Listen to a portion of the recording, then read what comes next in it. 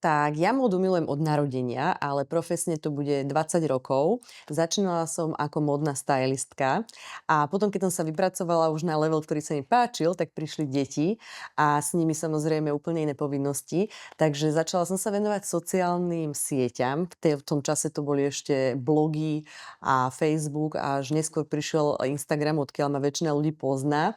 No a aktuálne sa venujem najmä, svojim veciam, svojim projektom, produktom a sociálnym sieťam.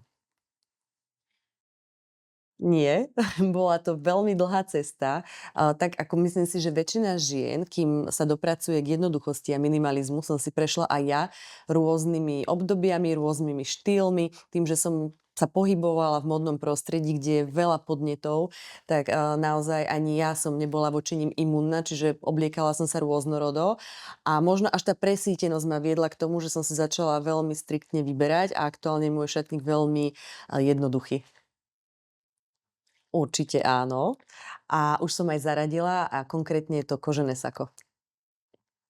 Tak ja si myslím, že móda je veľmi silný pomocník a nástroj jednak v komunikácii, v sebavyjadrení a v takom tom, ako keby to oblečenie hovorí hlasnejšie a skôr, ako človek vôbec stihne prehovoriť. Čiže myslím si, že je to veľmi dobrý pomocník, pokiaľ ho vieme používať.